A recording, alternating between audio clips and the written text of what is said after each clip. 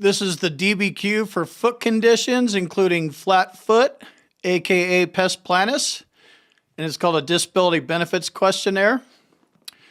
So here's some, this is going to be filled out on you for sure. So you want to make sure that you review this. And I'll show you some of the parts that are going to be important for you. A lot of this stuff, I mean, the doctor fills everything out, but it's good to know what kind of boxes he's going to be looking to check. So you're going to need a diagnosis here. And if you look here on the bottom left, foot conditions, including flat foot, have been updated. This is released January 2022.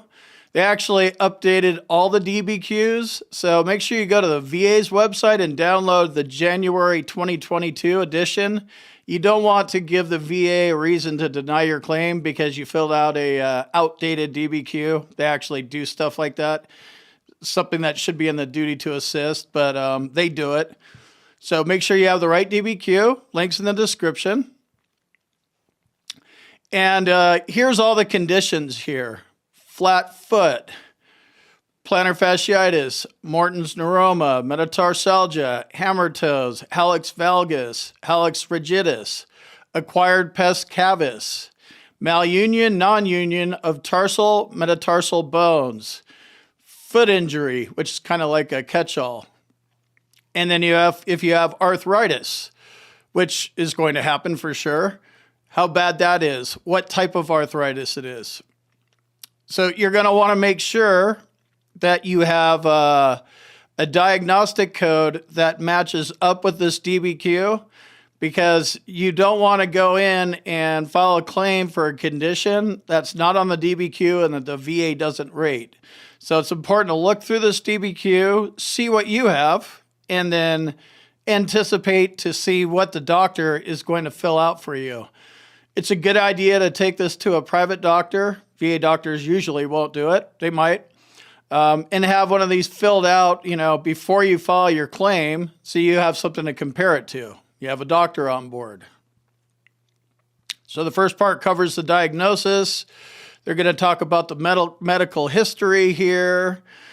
The flare-ups, so they actually say flare-ups, and that's what you want to be talking about. If you're feeling kind of halfway decent right now, you don't want to be talking about halfway decent right now. You want to talk about your last flare-up.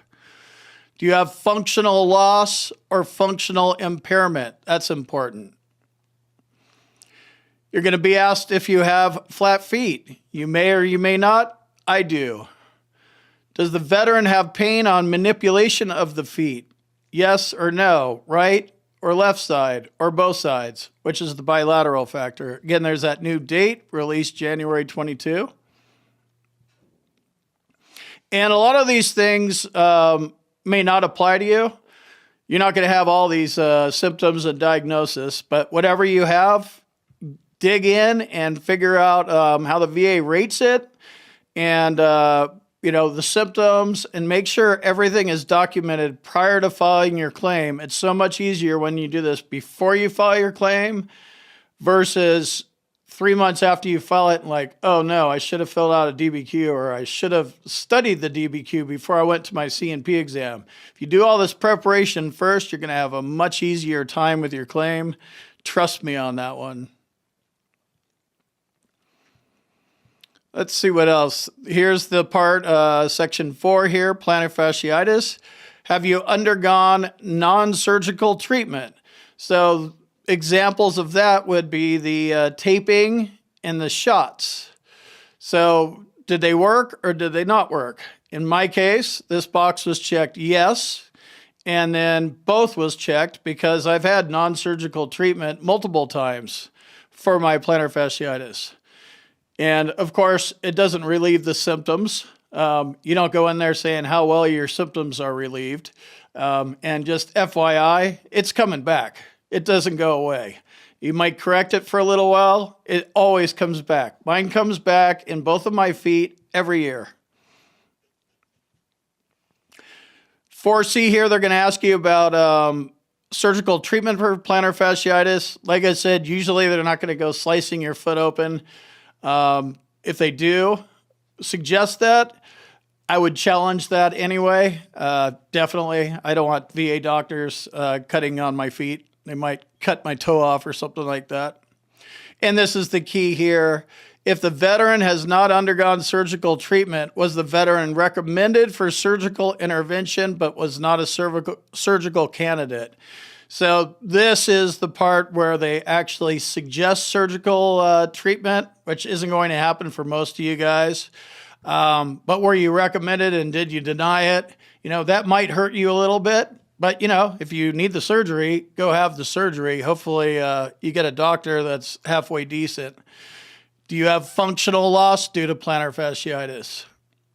And there's going to be a comment section. Describe the functional loss. So it's all about frequency, duration, and severity of your plantar fasciitis symptoms. And then, of course, if you have other foot conditions, those are all going to be picked up in here as well. Let me jump in here real quick and tell you about my boot camp. If you want to learn more about the VA claims process, check out my boot camp. You can talk to me live.